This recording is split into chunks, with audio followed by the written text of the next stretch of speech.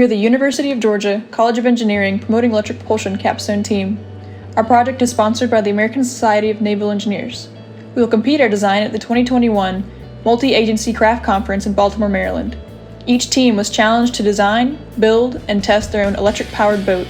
Each boat in the competition must complete 5 laps of a less than 1 mile loop in a protected waterway. The competition is open to both manned and unmanned vessels. One of the main reasons the American Society of Naval Engineers puts on this competition is to get more attention and research into the electric propulsion sector of the naval industry. Electric propulsion is desired for multiple reasons, such as affordability to operate, a lack of noise, and less environmental impact.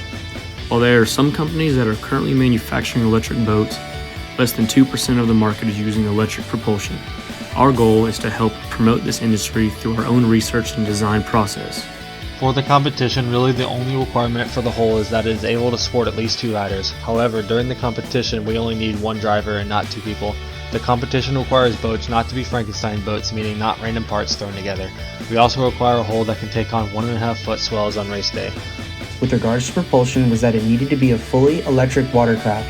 This required us to decide on a proper electric motor, properly sized propeller, batteries to power it, and a way to connect them all and control the throttle. We found that an AC motor would be more optimized for our purposes, but we would need to convert the power from DC to AC to use it.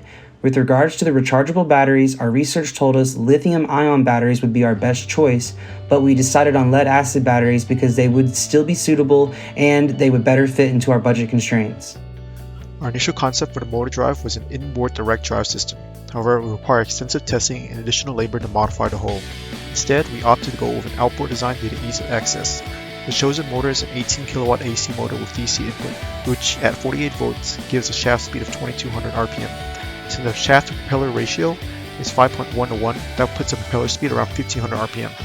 For an 8 to 10 knot cruise speed, the pitch should be 12 to 14 inch. So the final propeller chosen is an aluminum 3-blade 10 by 13 inch. We evaluate our conceptual designs using 2 design matrices. The propulsion matrix evaluated inboard V-drive, inboard direct drive, outboard and airboat style motors using assembly, compatibility, weight, power, and cost as criteria. The hull matrix compared the modified V-shape, flat-bottomed, V-shape, and hydrofoil designs using assembly, compatibility, weight, wave control, stability, and cost as criteria. After spending several weeks discussing and researching the preliminary concepts, the final concept chosen was an inboard motor mounted in a 12 to 15 foot aluminum or fiberglass hull with a modified V-shaped profile. Ultimately, the hull availability determined the final concept. We purchased a 15-foot fiberglass tri-hull boat that included a trailer. It was deemed an acceptable alternative because it included an outboard in good condition, which we could use for our propulsion system. Using the included wiring instructions, we set up the system and connected it to a 48-volt power supply, but we were able to verify that the wiring was correct and each of the components worked properly. Our final testing will take place on Lake Herrick through the Warnell School of Forestry and Natural Resources. We will be looking for approximately 10 knots of speed and completion of 3 laps around the lake perimeter. If these are accomplished, we will have successfully completed our project. The greatest engineering challenge we've recognized to date is group organization. We've created and grown our communication system throughout the year, making us one of the most organized groups within the College of Engineering. Establish your priorities, communicate your priorities, and follow through. Thank you.